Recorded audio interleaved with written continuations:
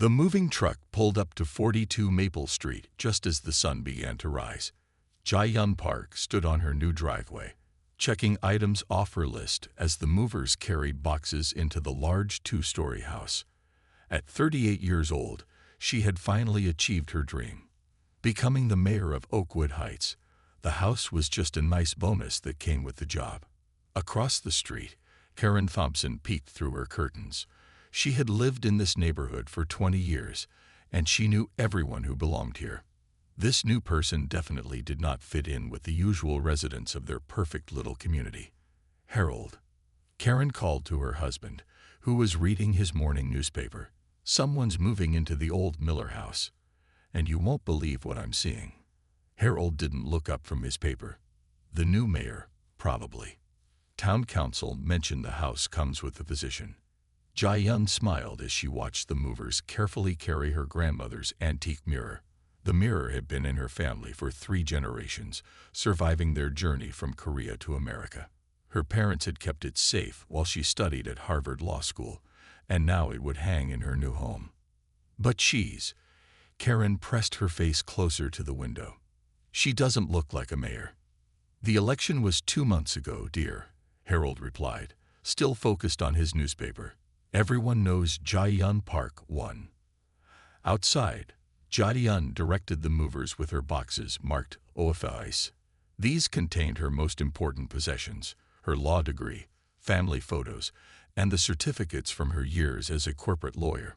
She had given up her high-paying job in the city to serve this small town, and she couldn't be happier about her decision. Karen watched as more trucks arrived. There were expensive furniture pieces, modern artwork, and what looked like a grand piano. How can she afford all this? She muttered to herself. A police car drove by slowly, and Officer Ha-won Kim waved at Jae-yun. "Welcome to the neighborhood, Mayor Park," he called out. "Thank you, Officer Kim." Jae-yun waved back, remembering him from her swearing-in ceremony last week. This friendly exchange made Karen even more suspicious. She pulled out her phone and opened the Neighborhood Watch app. "New resident alert," she typed. "Suspicious activity at 42 Maple Street. Multiple trucks. Everyone please stay alert." Jae-yun spent the rest of the morning organizing her new home. She placed her law books in the study, hung family photos in the hallway, and carefully positioned her grandmother's mirror in the living room. Through the mirror's reflection, she could see her neighbor across the street still watching from behind the curtains. The new mayor sighed. She had dealt with people like this throughout her career, people who saw her face and made quick judgments. But she hadn't become the youngest partner at her law firm by letting others' prejudices stop her. She hadn't won the mayoral election by backing down from challenges, and she wouldn't let one narrow-minded neighbor ruin her first day in her new home. As the sun set, Jae-yun sat in her new office, looking over the town's budget proposals. The streetlights came on, casting a warm glow through the windows. She smiled, thinking about all the good she could do for this town. Tomorrow, she would start her first full day as mayor, working to make Oakwood Heights a better place for everyone, even those who might not welcome her at first. Across the street, Karen Thompson turned on her porch light and drew her curtains tight. She picked up her phone again, adding another post to the Neighborhood Watch app. "Lights still on at 42 Maple Street at unusual hours. We'll keep monitoring the situation." Little did Karen know, her posts were being read by not just the Neighborhood Watch, but by Officer Kim at the police station, who shook his head and smiled.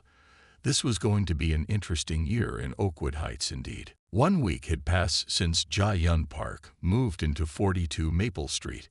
The lights in her home office stayed on late into the night as she worked through stacks of town documents. Being mayor wasn't a 9-to-5 job, especially when trying to understand 15 years of poor budget decisions. Karen Thompson hadn't slept well all week. Every night, she watched the lights in the mayor's house, making detailed notes in a small blue notebook. 10:30 p.m. Office light still on. 11:45 p.m. Shadow moving past windows. 1:20 a.m. Bedroom light finally off. "You're obsessing," Harold told his wife, as she added another entry. The woman is doing her job. Normal people don't work these hours, Karen insisted. She picked up her phone and made her 15th post that week to the Neighborhood Watch app. Suspicious nighttime activity continues at 42 Maple Street. Possible illegal business operation. At the police station, Officer Ha-won Kim showed the growing list of complaints to his partner. Mrs. Thompson has filed 3 official reports this week about Mayor Park, he said, shaking his head. Yesterday, she called because the mayor was receiving too many Amazon packages. That evening, Jai-yun ordered takeout from the local Chinese restaurant. As she carried the bags from her car to her house, Karen watched through binoculars. Harold, she's bringing in suspicious packages again. That's her dinner, dear. I can see the Golden Dragon logo from here. But Karen was already typing another update. Unknown packages being brought in under cover of darkness. Suspicious meetings. Jai-yun was aware of her neighbor's surveillance. It was hard to miss Karen's face constantly appearing in the window, or the flash of binocular lenses in the evening light. As a lawyer, Jai-yun had learned to document everything.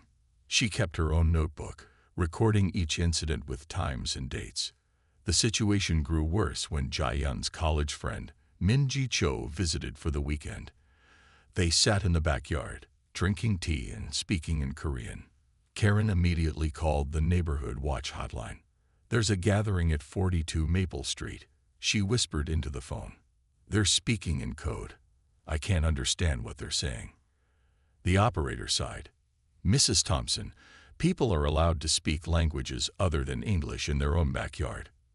That night, Jai-yun and Min-ji looked through old photos from their Harvard days. They laughed about their time in law school, remembering long study sessions and mock trials. Through her window, Jai-yun could see Karen pacing in her living room, phone pressed to her ear.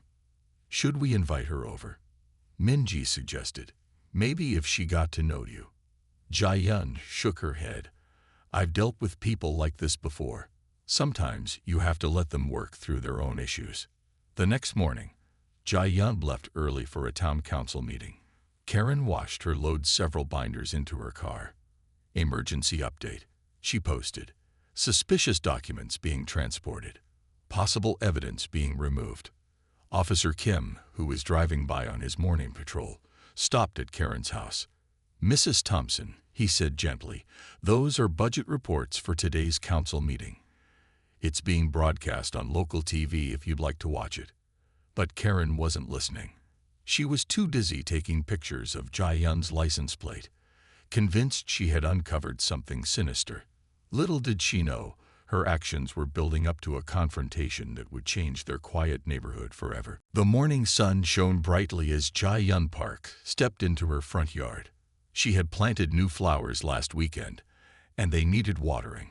The roses were her mother's favorite, reminding her of the garden they had when she was young. Karen Thompson was already awake, watching from her usual spot behind the curtains. When she saw Jai-yun pick up the garden hose, she grabbed her phone immediately. Police emergency. Karen's voice shook with excitement as she dialed 911. The suspicious person at 42 Maple Street is tampering with the water supply. The emergency dispatcher recognized Karen's voice. This was her 4th call this month. Mrs. Thompson, what exactly is the person doing? She's using a hose. She could be planning to flood the neighborhood. Karen's voice grew louder. Send someone quickly. 5 minutes later, a police car pulled up to Jai-yun's house. Officers Ha-won Kim and David Martinez stepped out, trying to hide their embarrassment. They found Jai-yun carefully watering her new rose bushes.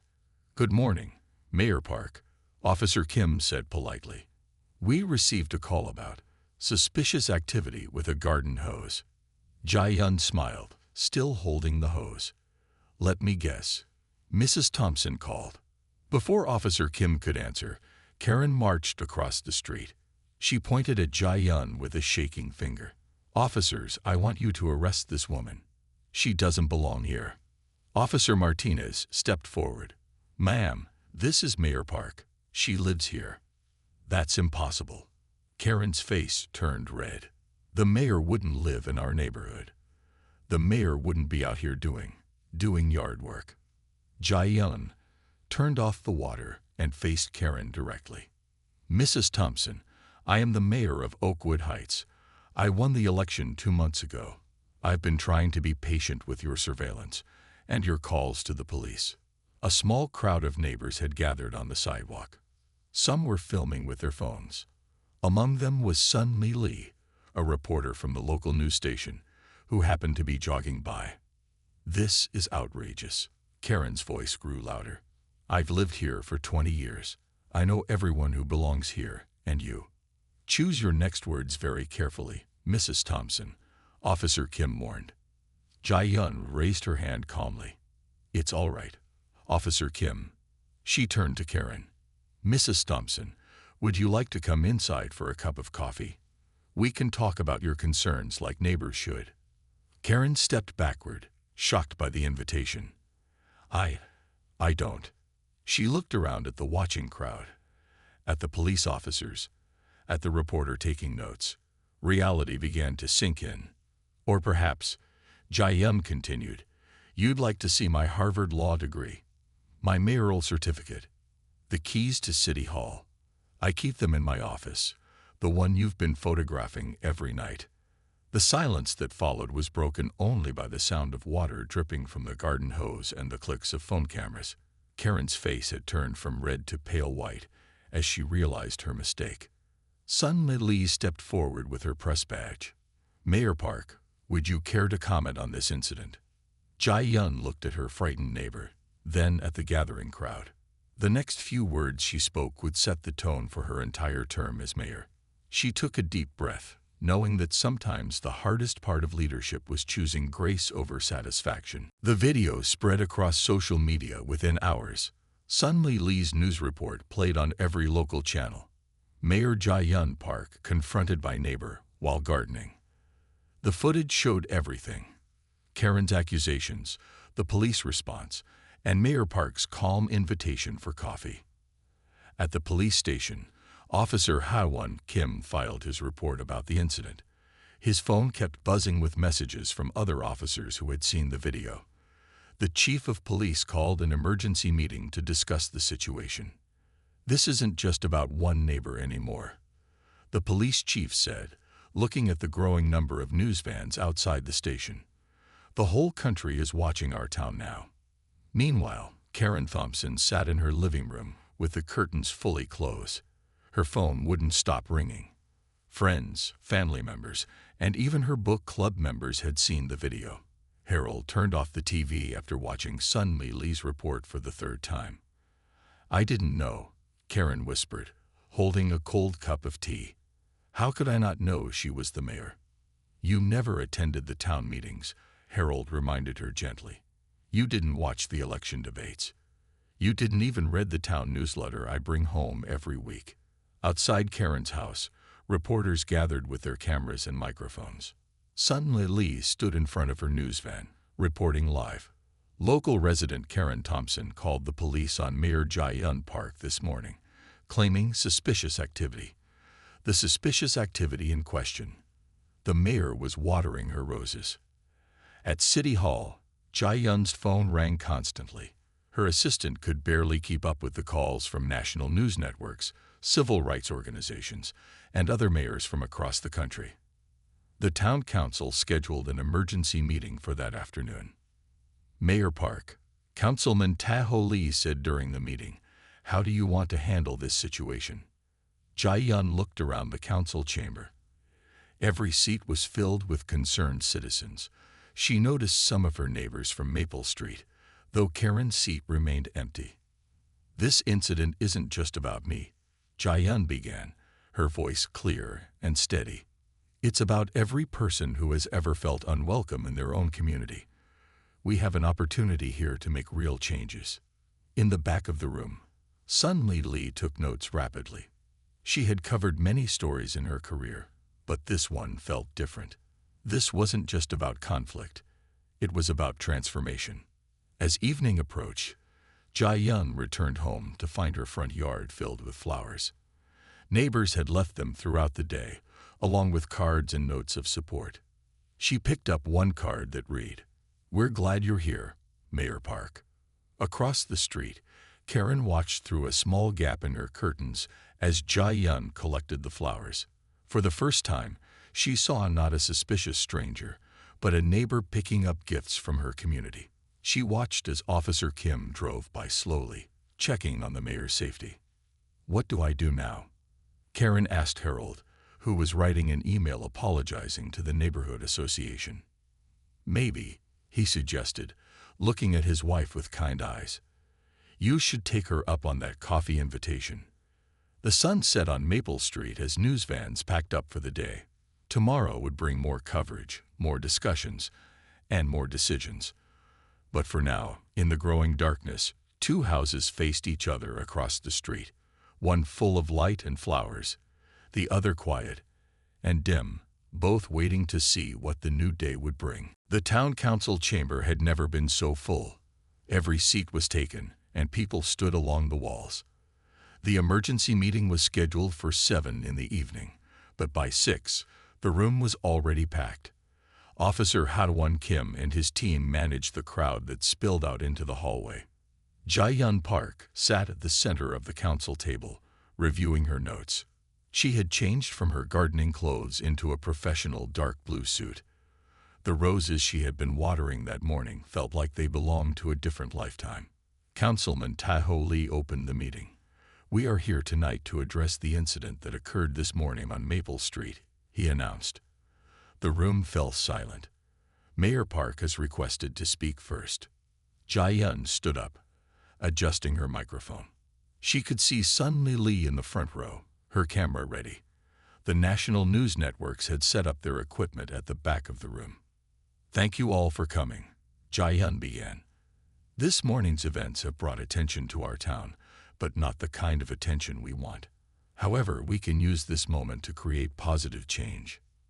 In the middle of the room, Harold Thompson sat alone. Karen had refused to leave their house. He held a prepared statement from his wife, but his hand shook slightly as he waited for his turn to speak. "I was elected to serve all residents of Oakwood Heights," Jai-yun continued. "That includes those who welcome me and those who don't. Today, we're not here to punish anyone. We're here to learn and grow as a community." The council members nodded in agreement. They had seen the social media storm, the news coverage, and the flood of emails from residents. Some called for Karen's punishment, while others defended old traditions. The town was divided. Jai-yun presented her plan. The town would start monthly community gatherings where neighbors could meet each other properly. The police department would provide training on community relations. The local library would host cultural exchange events. But most importantly, Jai-yun said, looking directly at Harold, "We need to give people a chance to change." Harold stood up when it was his turn. His voice trembled as he read Karen's statement. "My wife apologizes for her actions," he began. "She realizes now that she let fear and prejudice guide her behavior. She asks for a chance to make things right." The room buzzed with whispers. Sun-li Lee's pen moved quickly across her notepad. This was not the angry confrontation many had expected. Near the back of the room, Officer Kim remembered his own first days in the police force, when some residents had doubted him because of his appearance. He understood both sides of this story all too well. As the meeting continued into the night, Jai-yun's phone lit up with a message. It was from Karen. "I would like to accept your coffee invitation, if it's still open." Jai-yun looked at the message for a long moment. Through the large windows of the council chamber, she could see the lights of the town spreading out before her. Each light represented a home, a family, a story. Her job wasn't just to manage the town's budget or fix the roads. It was to help build a community where every one of those lights could shine brightly. She typed her reply, "Tomorrow morning, 10 a.m. I'll bring the coffee cake." The community center buzzed with voices as people filed in for the town hall meeting. Councilman Tae-ho Lee had organized this gathering after the formal council session. This time, the setup was different. Instead of rows of chairs facing forward, There were round tables where neighbors could sit together and talk. Jae-yun Park arrived early, carrying the same coffee cake she had shared with Karen Thompson that morning. Their coffee meeting had been quiet and awkward, but it was a start. Karen had apologized properly, her eyes fixed on her coffee cup. Jae-yun had listened, understanding that change takes time. Now, Karen sat at one of the round tables with Harold. She wore a simple blue dress and kept her hands folded in her lap. Other neighbors who had seen the viral video walked past, some whispering, others openly staring. Officer Kim stood near the entrance, making sure everyone felt safe. "Welcome, everyone," Councilman Lee began. "Today is not about pointing fingers. It's about listening to each other and making our community stronger." Sun Lee sat in the corner, her notebook ready. She had been covering this story from the start. But today felt different. The anger in the community had shifted into something else. Perhaps hope, perhaps understanding. Jae-yun stood up to speak. She wore the same suit she had worn at her swearing-in ceremony. "Before I became a lawyer, before I became your mayor, I was just a young girl whose parents moved to this country with big dreams. My father worked 2 jobs. My mother learned English by watching cooking shows. They taught me that home isn't just a place. It's the people who make you feel welcome." The room was silent. Karen looked up from her hands for the first time. She saw Jae-yun not as the suspicious neighbor or even as the mayor, but as someone with a story not so different from her own grandmother's immigration story that she rarely talked about. "Today," Jae-yun continued, "we're starting our new community programs. We'll have monthly dinners where everyone brings a dish that tells their family's story. The library will host language exchange classes. Our police department will work with community leaders to build trust." Officer Kim stepped forward. "We're also starting a new neighborhood watch program, one that brings people together instead of dividing them. Mrs. Thompson, would you like to help us design it?" Karen's eyes widened in surprise. She hadn't expected to be included, much less asked to help. Harold squeezed her hand encouragingly. I would like that," Karen said softly. "I think I understand now what watching out for your neighborhood really means." As the meeting continued, people began to share their own stories. An elderly man talked about facing discrimination in the 1960s. A young mother spoke about feeling unwelcome when she first moved to town. Each story built a bridge of understanding. Jae-yun watched as Karen listened to these stories, seeing the small changes in her neighbor's face. Change wouldn't happen overnight, but it was happening. The coffee cake on the refreshment table was almost gone, shared piece by piece, just like the stories that were bringing the community together. As the evening ended, Karen approached Jae-yun again. "Mayor Park," she said, her voice stronger now, "would you like to come to my house for coffee next time? I make a pretty good apple pie." The room might have been full of people, but in that moment, 2 neighbors simply smiled at each other, understanding that sometimes the biggest changes start with the smallest steps. 3 months had passed since the gardening incident. The leaves on Maple Street were starting to change color, and so was the community. Karen Thompson sat in the front row of the community center, attending her 4th diversity training session. Today's speaker was Min Ji-cho, a real estate agent who worked with new families moving to Oakwood Heights. "Our town is growing," Min Ji explained, showing pictures of happy families in front of their new homes. Each new neighbor brings their own story, their own traditions, and their own dreams. Karen took careful notes. She had volunteered to lead the welcome committee for new residents, surprising everyone, including herself. The notebook she once used to record suspicious activities now contained meeting schedules and names of new neighbors to greet. Across town at City Hall, Jae-yun Park reviewed the latest community program reports with Officer Kim. The police department had started hosting monthly coffee meetings where officers and residents could talk openly. The results were showing in the decreased number of unnecessary emergency calls. "Mrs. Thompson's new welcome program is working well," Officer Kim said, showing Jae-yun the statistics. "We haven't had a single complaint about new residents in 2 months." Jae-yun smiled, remembering her morning coffee with Karen earlier that week. They had made it a regular thing. Wednesday mornings, alternating between their houses. Karen's apple pie had indeed been excellent, and Jae-yun's mother had even shared her secret kimchi recipe with Karen. The local library, once quiet and empty, now buzzed with activity. Language exchange programs filled the meeting rooms every evening. People learned phrases in Korean, Spanish, Arabic, and more. Karen had surprised everyone by joining the Korean language class, determined to properly pronounce her neighbor's name. Minji's real estate office saw more diverse families visiting Oakwood Heights. The for sale signs now stayed up for shorter times. Young couples walked the streets, imagining their future homes. The town that once feared change was slowly embracing it. One evening, Jae-yun found a small package on her doorstep. Inside was a framed photograph of her garden, now in full bloom, with a note from Karen. "Your roses make our street more beautiful. Thank you for helping our community grow too." At the next town council meeting, Jae-yun presented the latest community statistics. Property values had gone up. Crime rates had gone down. The community center calendar was full of events, but the numbers didn't tell the whole story. The real changes could be seen in smaller moments. Karen helping a new family move in across the street, children from different backgrounds playing together in the park, and neighbors sharing meals and stories at community gatherings. Sun Lee wrote one final article about the transformation of Oakwood Heights. She interviewed Karen, who spoke honestly about her journey. "I was afraid of change," Karen admitted, "but now I realize that change brought us closer together as a community."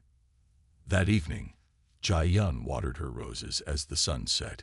Karen waved from her porch, where she was helping her newest neighbors, the Ahmad family, understand the town's recycling schedule. The streetlights came on, one by one, illuminating a neighborhood that had learned that the best way to watch out for each other was to welcome each other. 1 year had passed since the morning of the garden hose incident. Maple Street looked different now. New families had moved in, bringing their own touches to the neighborhood. Children's bicycles lined driveways, and gardens bloomed with flowers from around the world. Jae-yun Park stood in her front yard, directing volunteers who were setting up tables for the street's first annual block party. The event was Karen Thompson's idea, developed during one of their Wednesday coffee meetings. Now, Karen walked from table to table, arranging dishes that neighbors had brought to share. "The samosas need to go next to my apple pie," Karen called out, making space on the table. Mrs. Ahmed made them fresh this morning. She had learned that food was the best way to bring people together, especially when everyone shared their family recipes. Officer Ha-won Kim arrived with his family, carrying containers of his mother's famous bulgogi. He wasn't here on duty today, just as another neighbor joining the celebration. His new community outreach programs had become a model for other police departments in the state. Sun Lee sat at one of the tables, not taking notes this time. Her series of articles about Oakwood Heights transformation had won a journalism award, but today she was just enjoying the party. Next to her, Councilman Tae-ho Lee discussed plans for expanding the community center with Min-ji Cho, who had sold 10 houses to new families in the past year. Jae-yun watched as children played together on her lawn, the same lawn where she had once been reported for suspicious gardening. A group of them were learning to jump rope, taught by Karen's granddaughter. They counted the jumps in 3 different languages, laughing when they mixed them up. Harold Thompson helped set up the last table, then stood back to admire the scene. "Who would have thought," he said to Jae-yun, "that one garden hose could change so much?" Jae-yun smiled, remembering that tense morning. "Sometimes the best flowers grow in unexpected places," she replied, looking at her roses which now bloomed alongside plants contributed by various neighbors. As the evening began, Karen clinked her glass for attention. She had prepared a speech, practiced it with Jae-yun during their coffee meetings, and now stood nervously before her neighbors. "1 year ago, I was afraid of change," Karen began, her voice steady. "I thought I was protecting our neighborhood, but I was really just building walls. Mayor Park taught me that real neighborhood watch means watching out for each other, not watching with suspicion. Jae-yun felt tears in her eyes as Karen continued. The mayor's office had received national attention for their community integration programs, but this moment, this honest speech from her former adversary, meant more than any official recognition. As the sun set on Maple Street, strings of lights twinkled above the gathering. Children played tag between the tables. Adults shared recipes and stories. Music from different cultures blended together in the evening air. The neighborhood had become what Jae-yun had always hoped it could be, not just a collection of houses, but a true community. Later that night, after the party ended, Jae-yun and Karen sat on Jae-yun's porch, tired but happy. They could see the remains of the celebration. Tables being folded, families walking home together, the last pieces of Karen's apple pie being shared. Same time Wednesday, Karen asked, referring to their regular coffee meeting. Of course, Jae-yun replied. But this time, bring those new neighbors from across the street. I think they mentioned wanting to start a community garden. The two women looked out at their changed neighborhood, knowing that this wasn't just an ending. It was a new beginning for Maple Street and for all of Oakwood Heights.